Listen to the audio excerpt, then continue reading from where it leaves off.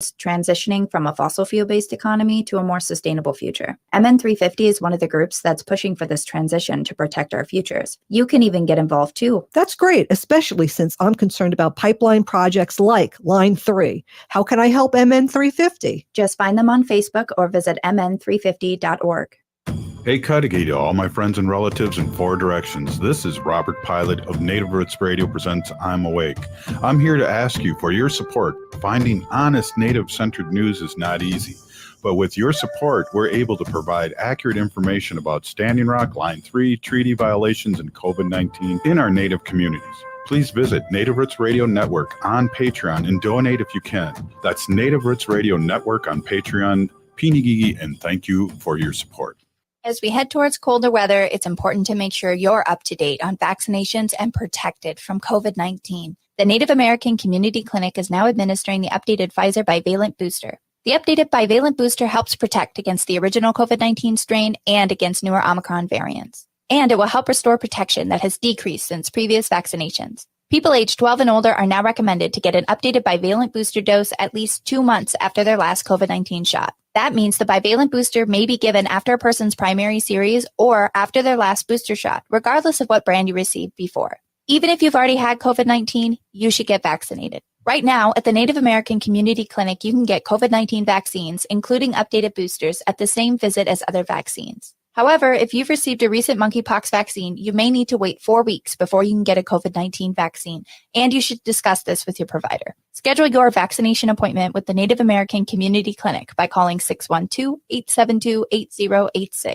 Minnesota has the only original wolf population in the continental United States, and 80% of Minnesotans believe the wolf should be protected. Howling for Wolves is asking Minnesotans to respect our true wildlife manager, the wolf. Their survival is critical to our ecosystems, our communities, and even our economy. As highly intelligent animals with strong social bonds, Minnesota wolves deserve to be protected and admired. Learn more at howlingforwolves.org. Let's live and let howl. With your AM 950 weather, I'm Patrick. Clear tonight with a low of 54, then a chance of showers and storms on Tuesday with a high of 81. The Great Wall has been serving up authentic Peking and Sichuan favorites for over 40 years. The Great Wall is located on France Avenue along the Minneapolis-Edina City line. Check out their menu at greatwallrestaurant.us. Portions of Native Roots Radio may be pre-recorded. It's a good day to be Indigenous. Get up, stand up. They are going to become more brutal. Because all the hippies were trying to be Indians anyway. They're going to become more repressive because it's a matter of dollars and their illusionary concepts of power. Hey, Victor. We must live in balance with the earth. And also with recent happenings at Wounded Knee. I am awake. Welcome to Native Roots Radio presents I'm Awake, and I'm your host, Wakanja Hade.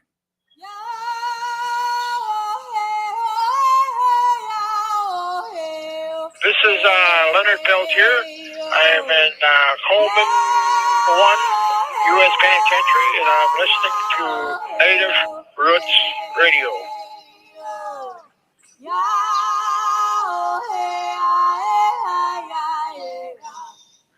This is a conversation I had with the great Leonard Peltier. Please listen, and happy Indigenous Peoples Day. All right. Well, what can I do for you? I mean, is it good to get you letters? We can really promote that. Well, right now, they're Ruth Buffalo. She's a legislator from North Dakota. She's been doing some awesome. As you know, she got the Democratic Convention, Democratic Convention to pass a resolution demanding my freedom. Unanimous votes, and then she got to see Biden, and she only allowed to ask one question. She asked for him to free me, so he told her to give all the information to his aides. Wow. And and so that's what right now we're working on. We're trying to help her, figure out how. We we got to try to help her, make sure she gets reelected. Right. But listen, Robert, I also think this is our time. This is where finally started. Every Indian that's been running has been winning. Yes. Native, not Indian. That's from India. Indigenous people, right? We just beat in Alaska. I think you know all that this. That was crazy. Yeah. First time in 50 years. She beat Sarah Palin. Alaska conservatives, little darling. Exactly. And so I mean, we're winning it. But anyway, I believe it's time for us to run her for congressman in North Dakota. I'm not congressman, governor. Right. Yeah. I think she can win. I think I really believe she can win. Do you have anything to say to her? Because I can relay this. I just talked to her I talked to her too on the phone all the time. Oh, excellent, excellent. Yeah. Excellent. I asked her this about a month ago. She would she be considering running? But she said, "Oh, sure." We were but she needs help. She needs help. Yeah. Huh?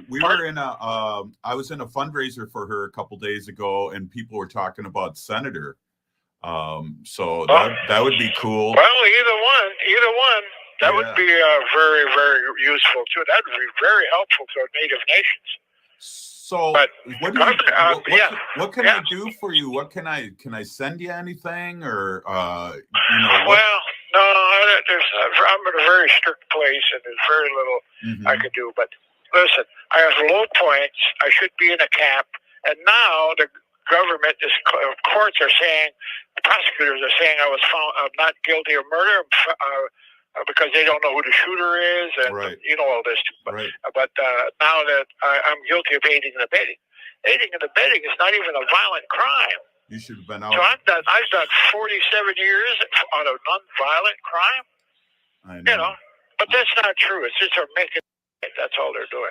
Exactly. Exactly. Yeah. Wow. Yeah. They're just making it up.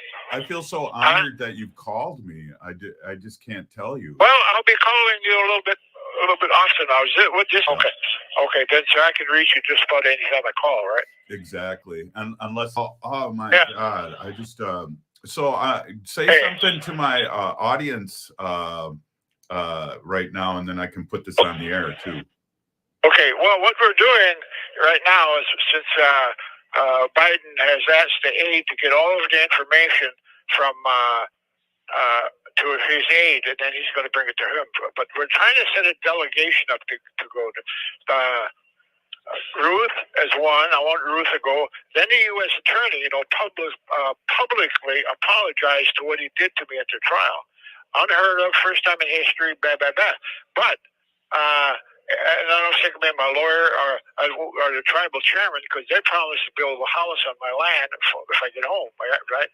Mm-hmm. And, these are all the requirements to get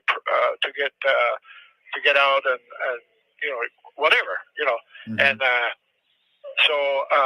anyway, I also told people, listen, let's help this move along. Let's get 100,000 letters to the president asking him to release me, because there is no, and we got to mention the case. Can't just say, we pray you'll release him. We can't just say, because the Pope has asked for my freedom, and I don't see, he's supposed to be a Catholic.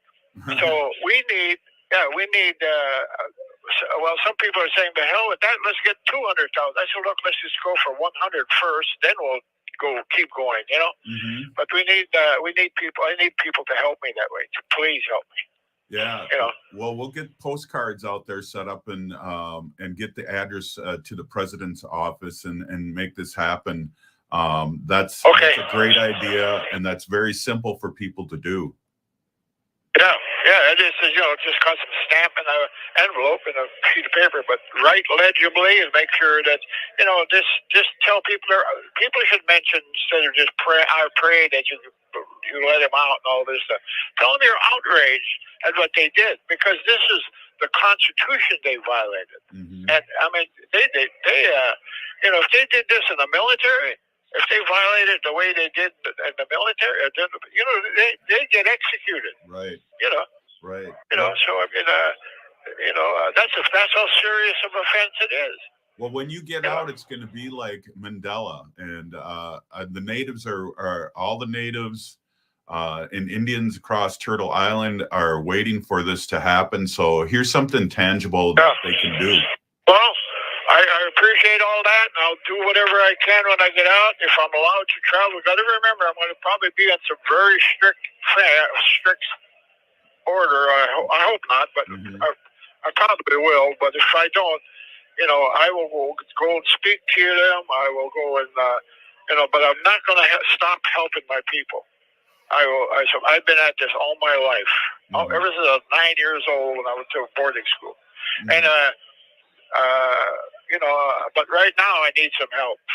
Take the time to write a letter on my behalf. And let's get 100,000. And some people are demanding 200,000. Then we'll go for the 200. And more, because they're going to need the votes. They're going to need the support. Wow.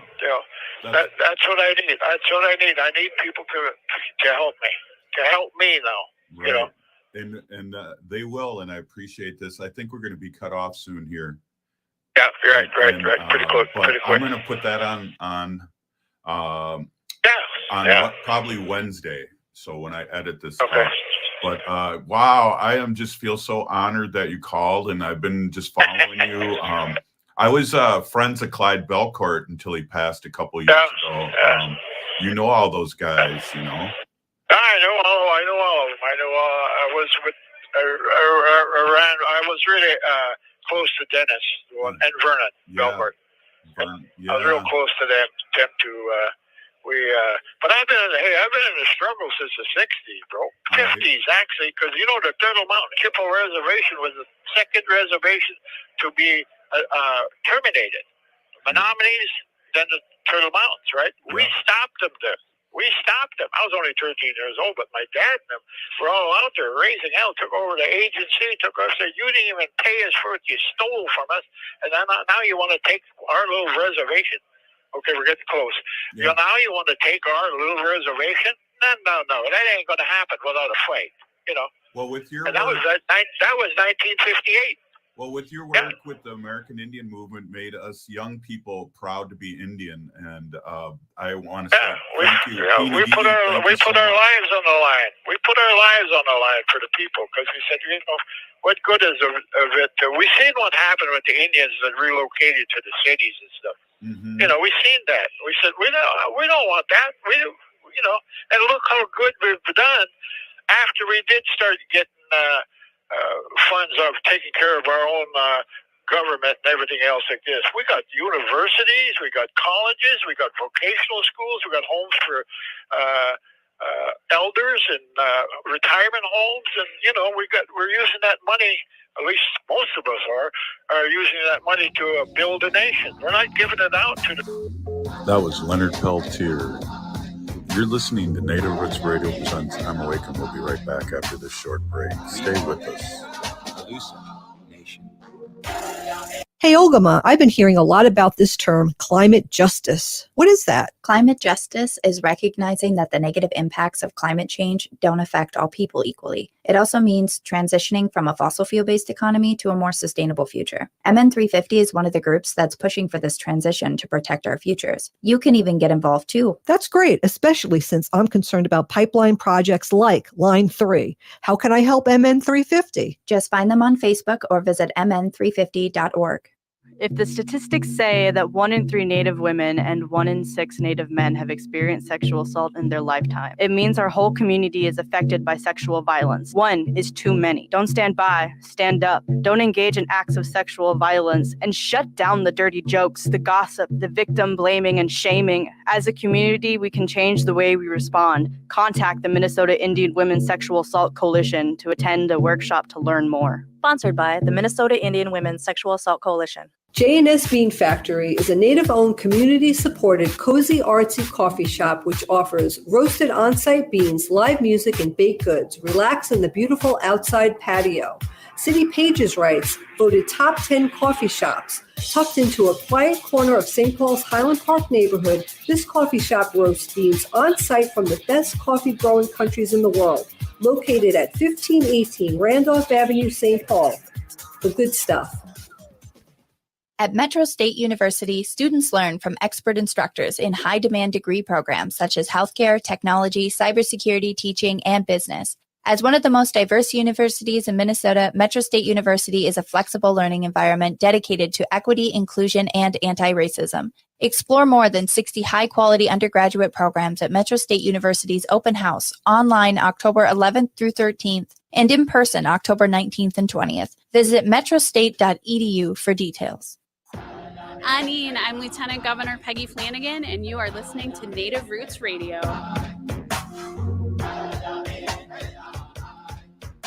Hey, welcome back to Native Roots Radio Presents I'm Awake, and we're here with Rachel Thunder, who's doing the Leonard Peltier Walk for Justice, and we're just doing our hopefully our weekly check-in or every other day check-in. It's really exciting to see what you're doing.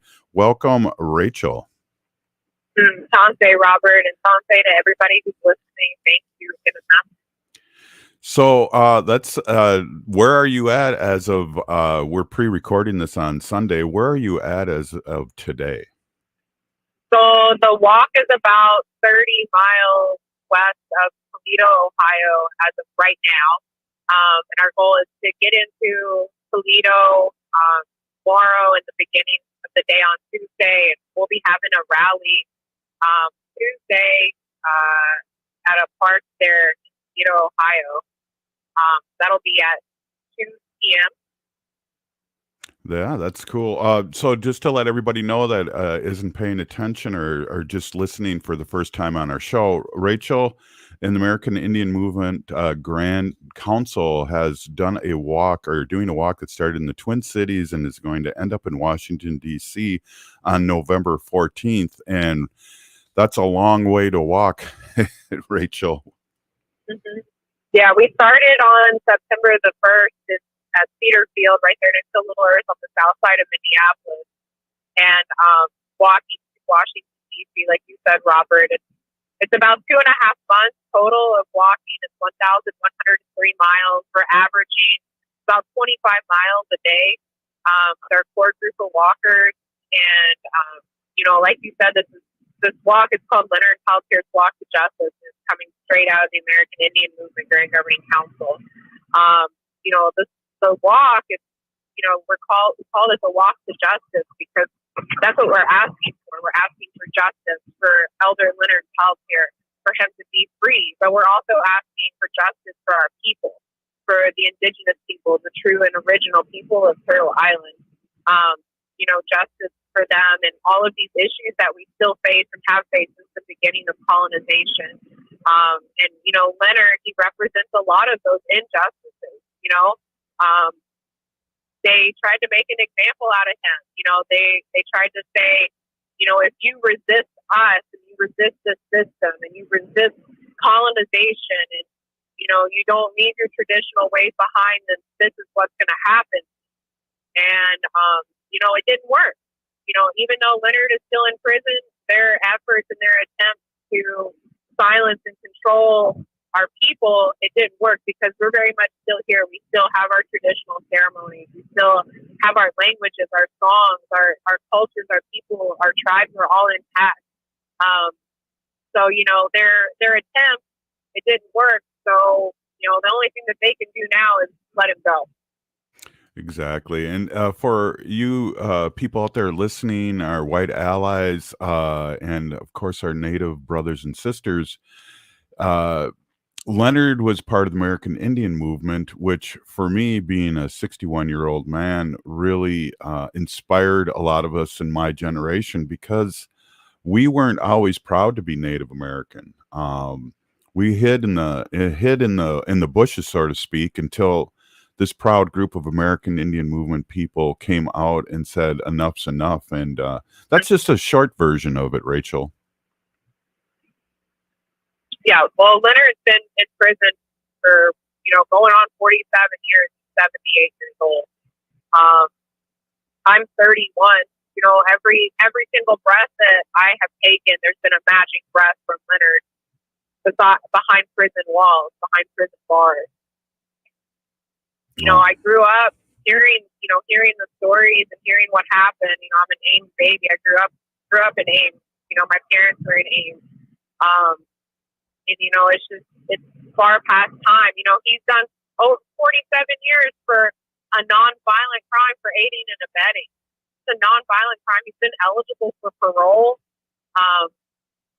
And like you said too, I heard you mention like our allies, our white allies and other nation allies. And to that I'll say that, it is an indigenous issue as far as, what Leonard represents to our people, but this is also a human rights issue, as a human being, that if they can do this to a human being, they can do it to any human being. And I'm pretty sure you probably saw the United Nations Human Rights Working Group report that came out where they had 107 different points on how Leonard's basic human rights has been violated over the years. And they made a direct request to the United States government to respond to them by, I believe, middle of November of this year on what the status was of Leonard Peltier's release. So, and then there was the Democratic National Committee too, officially adding Peltier's clemency to the Democratic platform, to the running platform, which is unheard of to have a clemency request added to a party's platform. So you see, like all of these things, happening. This walk is happening. All of these efforts across Turtle Island and the world for Leonard Peltier to be released. And I know, Robert, you're really big on the Native vote. And that's something that, we've discussed like strategically as the movement and other, entities and organizations and individuals and legal that we have talked to is, it's really important for these officials that are in these positions of influence, members of Congress, to understand that, they need the Native vote. They need the Native vote in these states where, that these influential states like Arizona, like Michigan, like Wisconsin, the Native vote matters in those states. And if they want the Native vote, if they want Native vote to show out, then they need to start doing some stuff for Native people, like letting Leonard Peltier go. And I know they've got some really important elections coming up, and they might want to be thinking about that instead of just doing acts of tokenism for our people. That's a really good point. In the last presidential, I was at the Native American Presidential Forum, the first one ever in Iowa. And I was there as a reporter for my show. And I asked every one of the presidential candidates at the time. I just said, I'm going to say 2 words and I want your response. And it was Leonard Peltier. And I got a lot of mumbo jumbo. I had a few of them that didn't know. And so that's a really good point. We need to bring up these things that mean the most. For me, it would be like having Mandela or, get out of prison. This would rally us a big time in a good way and make us all feel good. And I think it's something, Leonard's 78, he's been in there 47 years. Give us this. Mm-hmm. Yep, exactly. And like something that Leonard himself really advocates for is the importance of writing and calling the White House. So I know that we've had a lot of people reach out to us like about this walk, I can't be there for whatever reason, which is, we understand there's a lot of reasons that people can't be here, but they ask, what can we do? We say call and write the White House.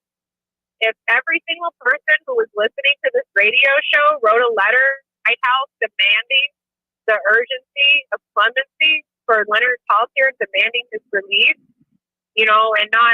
and making it an urgent matter, that could be really, really powerful.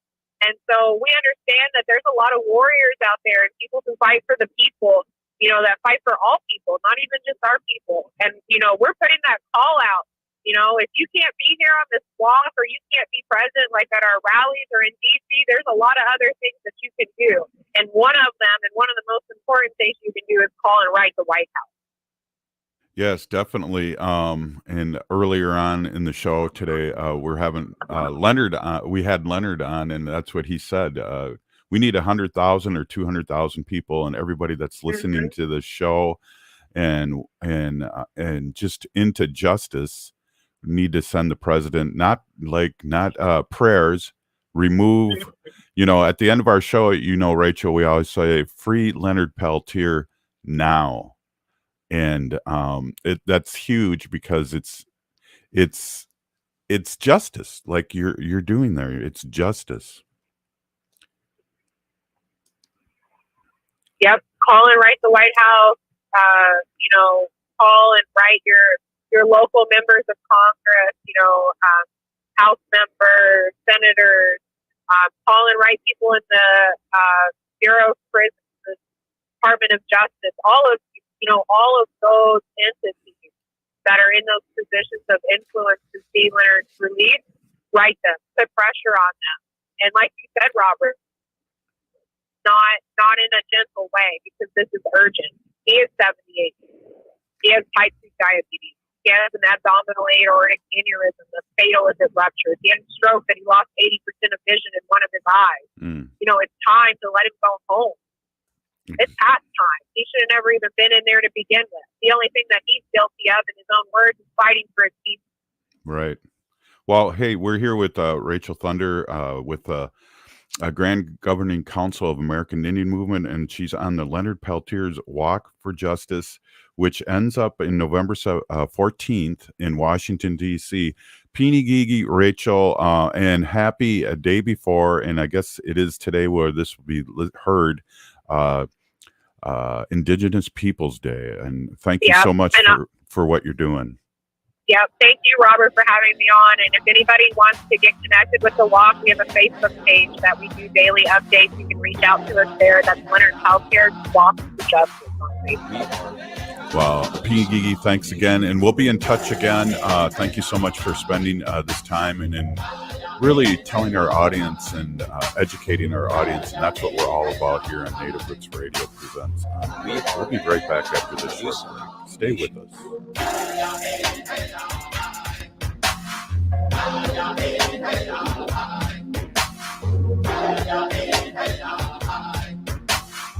We are the Elusive Nation. We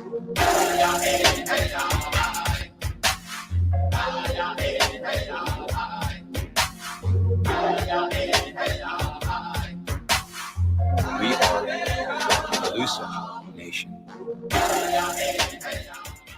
Hey, Wendy, what are we doing for dinner after the show? How about we go to J. Selby's on 169 Victoria Street in St. Paul? They have a delicious plant-based menu that's compassionate and environmentally sustainable. I'm getting their spot-on vegan Big Mac, the dirty secret. You can pick up and they deliver within a 5-mile radius, or you can call them at 651-222-3263 or visit jselbys.com. Well, you sold me, Wen. Let's go order at J. Selby's tonight. I'm hungry. As we head towards colder weather, it's important to make sure you're up to date on vaccinations and protected from COVID-19. The Native American Community Clinic is now administering the updated Pfizer bivalent booster. The updated bivalent booster helps protect against the original COVID-19 strain and against newer Omicron variants. And it will help restore protection that has decreased since previous vaccinations. People aged 12 and older are now recommended to get an updated bivalent booster dose at least 2 months after their last COVID-19 shot. That means the bivalent booster may be given after a person's primary series or after their last booster shot, regardless of what brand you received before.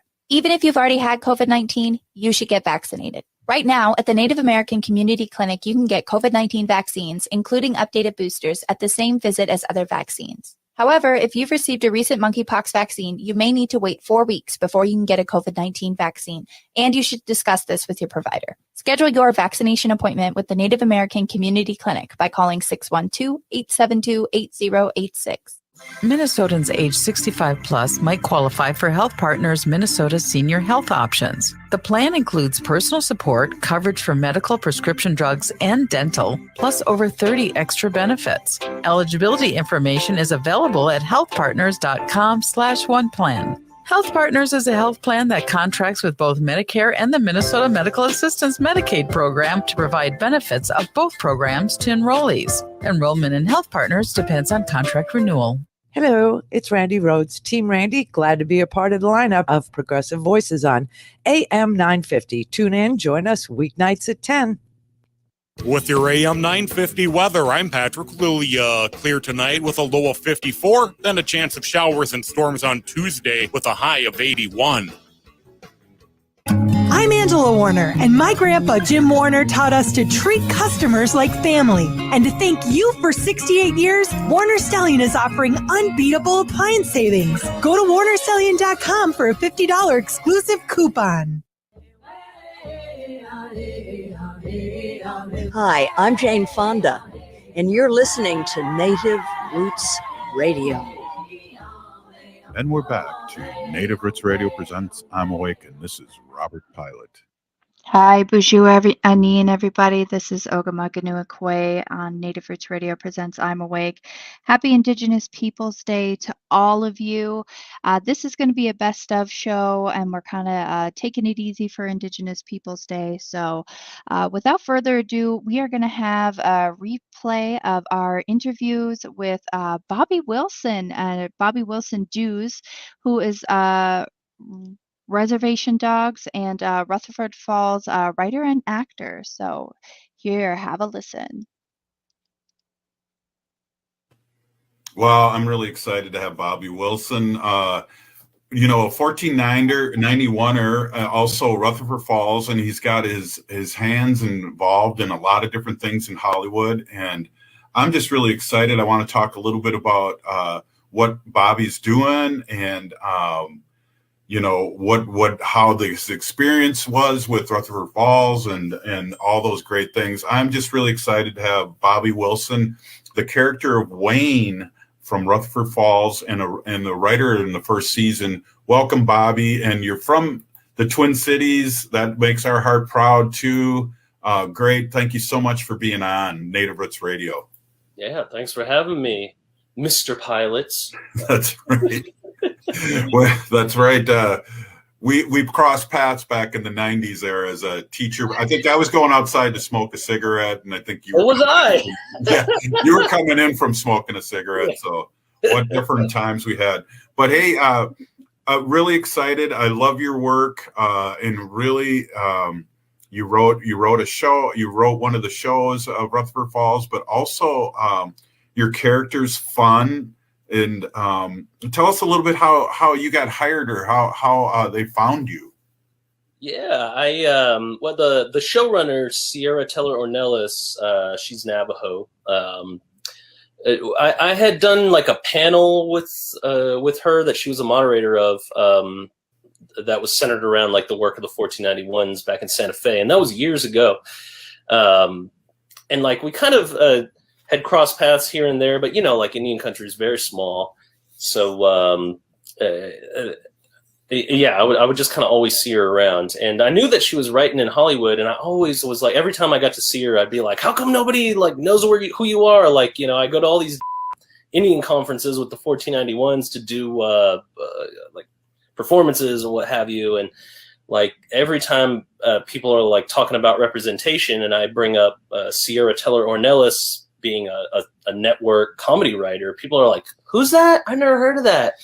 And I'm like, well, freaking like get familiar, like she's a beast and she's been working at this for a long time. And so she got her own show with Mike Schur and Ed Helms. And she had reached out to a couple of us from the 1491s. We had written a play called Between Two Knees at the Oregon Shakespeare Festival in Ashland, Oregon. Yeah. It's a familial intergenerational love story that takes place beginning at the massacre of Wounded Knee and culminating at the occupation of Wounded Knee. So everything that happens between those knees is what we see. And she thought she says she loved it. She says she loved it. And so she reached out and asked if I had any writing samples because she had a show that she was trying to put a writing staff together for. And I was like, oh, yeah, I do. I have stuff that I've written just by myself. So I sent it to her. I basically had a job interview with her and Ed Helms. And then on my birthday, November 3rd, 2019, she sent me a message, again, all completely over Instagram, saying that I was hired and that I should get a lawyer to negotiate my contract. Wow, that's totally awesome. Tell us a little bit about your character, because I love the character. There's you and a lady working at the casino. I just love it. And just kind of being a kind of a narrative towards one of the lead characters. I just love it. Can you tell us a little bit how that came about? Was there any typecasting? Well, I'll tell you what, whenever we was coming up with this character, it's Wayne and Sally. And I guess they're probably like kind of cousin brother sisters. Like we've been very fluid with like how everybody's related in the show, as we should be, because that's just how it is. But Wayne is he's kind of grumpy, but also like the subtext is that he genuinely cares about Regan and what it is that she's doing. That's why he gives her shit, is because he loves her. Wayne and Sally, they both treat her like garbage. Even though like it's a little bit like we talk about crabs in a bucket. We talk about this like Indian jealousy type of thing. We try to touch on those things sort of without calling it that, except in the season finale, we finally actually call it crabs in a bucket. I love that character though. All those characters. Well, I love the fact, and I don't know, we were talking before the show, so I don't know if I mentioned this. I love the fact because I feel like it really has a lot of heart, and it reminds me a lot of Smoke Signals. And in one way too, there's so much going on. I'm going, I got to watch that again, because there's a lot of information coming out here. And during every episode, I was like really surprised. I'd go to my wife, I go, did you hear what he just said? So it's really good, because I feel like it's amplifying Native voice. We're still here in a good way. Yeah, in a good way. Oh, wise words from Choka Robert.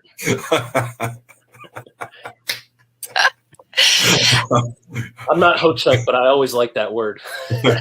Right. And you're my Chushka, my nephew. Oh. Yeah. Well, let's talk a little bit. I know your time's valuable, and let's talk a little bit about the other things you're working on, because this Monday, right, there's another series, a Native-centric series that you're involved in. Can you talk a little bit about that? Yeah, hell yeah. Reservation Dogs on FX. I'm so excited for the premiere. Like, I'm so very excited for so many different reasons that would take like a day to tell you about. But like, I, as one of the writers, I get like access to what they call the dailies. And the dailies are just like, it's just when they dump all of the footage onto this server at the end of the day.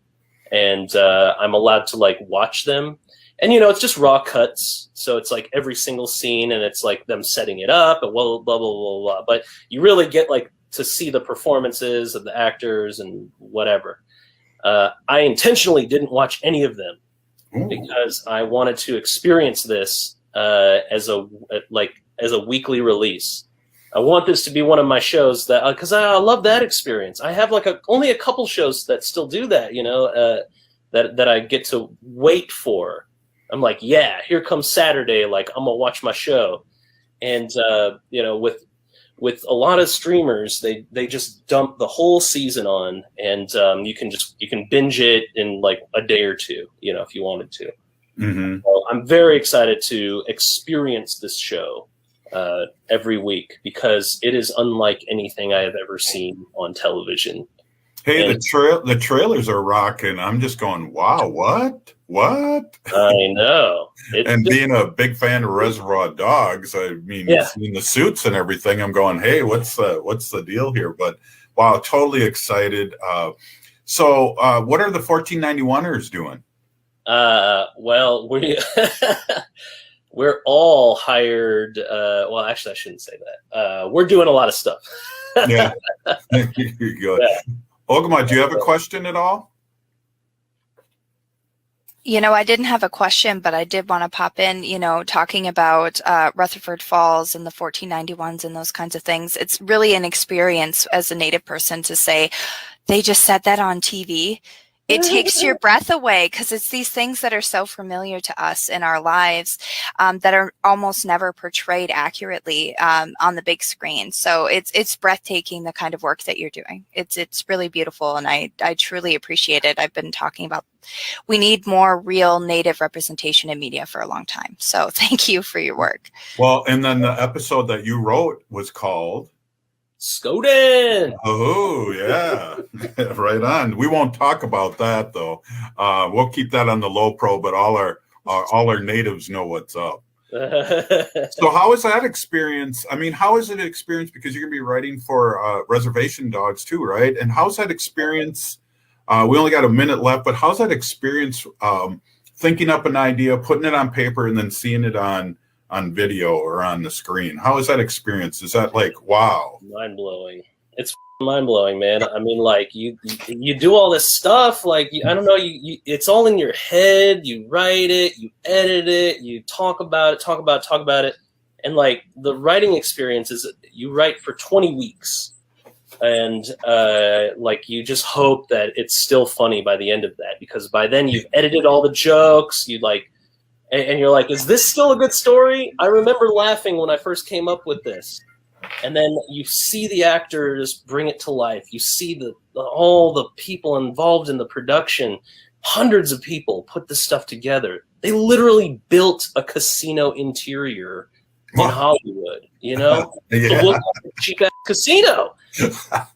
And it looks so good. Right. I remember I walked in there and I was just like, I couldn't believe it. Like, I had goosebumps by how incredible it was to see this thing form and become reality, and then to like turn it on TV and like watch it with my daughter, and she's like, looked at me, she looked at the TV, she's like, what's going on here? Like, it's truly phenomenal, and it's mind-blowing. Well, let's talk about Reservation Dogs, and we gotta fly.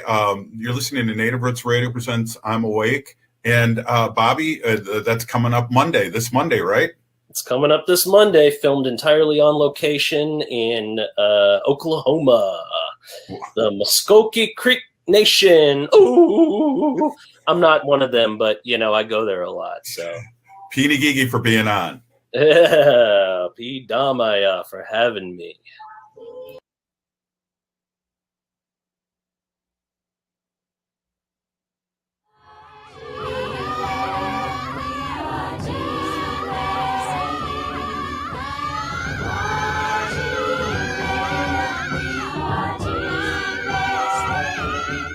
Hey, Ogama, I've been hearing a lot about this term, climate justice. What is that? Climate justice is recognizing that the negative impacts of climate change don't affect all people equally. It also means transitioning from a fossil fuel-based economy to a more sustainable future. MN350 is one of the groups that's pushing for this transition to protect our futures. You can even get involved too. That's great, especially since I'm concerned about pipeline projects like Line 3. How can I help MN350? Just find them on Facebook or visit mn350.org.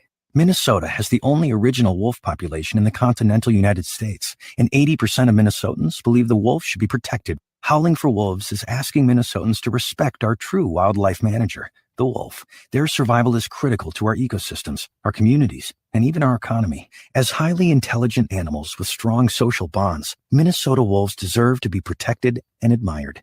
Learn more at howlingforwolves.org. Let's live and let howl. The Native American Community Development Institutes make voting a tradition is a culturally specific, year-round, multi-generational approach to increase voter turnout and civic engagement. The fundamental principle of MVAT is that Native Americans are more likely to become politically active when engaged by peers and family. MVAT has created partnerships with local, statewide, and national efforts to increase turnout in BIPOC and other traditionally low turnout groups. Go to NACDI.org, NACDI.org to learn more. At Metro State University, students learn from expert instructors in high-demand degree programs such as healthcare, technology, cybersecurity, teaching, and business. As one of the most diverse universities in Minnesota, Metro State University is a flexible learning environment dedicated to equity, inclusion, and anti-racism. Explore more than 60 high-quality undergraduate programs at Metro State University's open house, online October 11th through 13th, and in person October 19th and 20th. Visit metrostate.edu for details. Hi, this is Representative Sharice Davids from Kansas. I'm Ho Chunk, and you're listening to Native Roots Radio. And we're back to Native Roots Radio presents I'm Awake, and this is Robert. We're so blessed here to have Bobby Wilson of Rutherford Falls, 1490 Oneers, and also of Reservation Dogs. And let's finish up our conversation a little bit, Bobby. Thank you so much for being on again. Let's finish up we're wrapping up the season of Rutherford Falls, and you're about to do some voiceover work, some dubbing. And then how fun is this, Mr. Hollywood, huh? Oh man, how fun is it? Shoot, man. I can't quantify it, but these are the best days of my life. Right on. So how many shows Rutherford Falls is going to have when their season opens? Is it 8 again? Yeah, it's a 8-episode season. Yeah, that's awesome. Well, let's go into Reservation Dogs, and I know that's a huge hit. In you guys were re-upped for another season.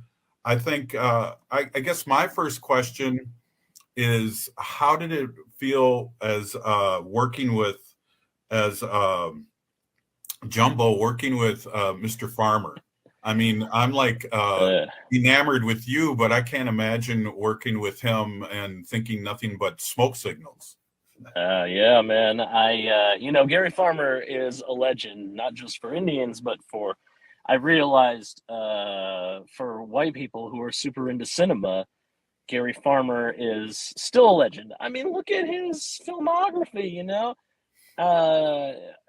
Dead Man, the Jim Jarmusch film from way back, starring him and Johnny Depp. And really, more than Johnny Depp, that is Gary Farmer's movie. He's incredible in like everything that he does. And so he's actually in an episode of Rutherford Falls season 1. He plays my uncle. We don't actually interact together in that episode, but I remember the set writer, and mind you, this man, the set writer, the production writer that day, he was like a joke writer for Kimmel. He was he's been writing on big network comedies for many, many years.